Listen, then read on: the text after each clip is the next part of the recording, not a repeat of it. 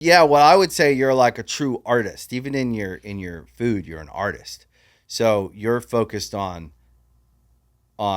less on the procedural of you've had to learn how the restaurant functions, how the business functions, because you will die if you didn't. But the art led the way first. Like, how does it taste? How does it look? How does it feel? What's the experience? What is it like when you sit down? Like, that's more important than the business. We tended to come from a more work. I think my dad was like we always worked 2 jobs, and it was drilled into us that you work. So work was first. Fun was later. Just blue collar, just hard work. So we always had like this blue collar approach to the work, and we never looked at ourselves as artists. Yeah. And to this day, I've struggled to say I'm an artist. Really? Still to this day. And I know that I am. I know that I have an artistic function, but I would say the work function's bigger. It takes up more space in my like brain or in my awareness. And I think we always approach things more mechanical. Like, how does that work? How do you do that? Crazy. And then, so like the first business we ever had was in middle school. We were always pretty entrepreneurial, but we sold candy and we like did really well. Like, that's sick. Made hundreds of dollars a week. And back then that was a lot. Dude, fucking early 90s, bro. Hustling and we candy. It's so much so that we got suspended and expelled from middle school. Oh, wow. And we had to go and get reinstated, and like it was like a your permanent record just said, for what? Hustling. Selling candy. Hustling candy. We became obsessed because we had never touched that kind of money. Like we've never had that kind of income, and we were just killing it. And we became, and it made us like not only love school. We were going to school. We were going home and taking inventory and going and buying different candy and going to school and looking at our cost of goods and looking at our, profit margin. You were doing your P&Ls. And and we were figuring out like, if we increase the price of that 5 cents, because we're selling more of those, people will probably accept a 5 cents bump, but they wouldn't, you know what I mean? So we were like doing the math on the business, and because we grew up, we didn't have a lot of money. My parents never had money, and it was always a problem. Money was always an obstacle. Everything was like $50 too short.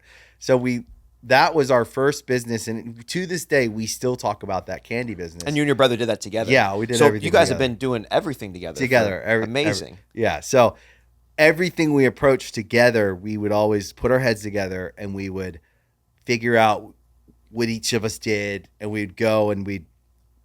Now looking at it as a business owner, as someone who's runs multiple companies, I look at what we did back there, and it was the best. Not only one of the best experiences, but also lit a fire in us entrepreneurially that we never put out. But we learned stuff. I was always in sales. I would go around and talk to everyone what they want and like how much would they like, get a feel for the market, and what people wanted, and how much would they spend on it. And then we'd go back and we would take it and we'd go out and we had this like very cool business and until it got shut down, and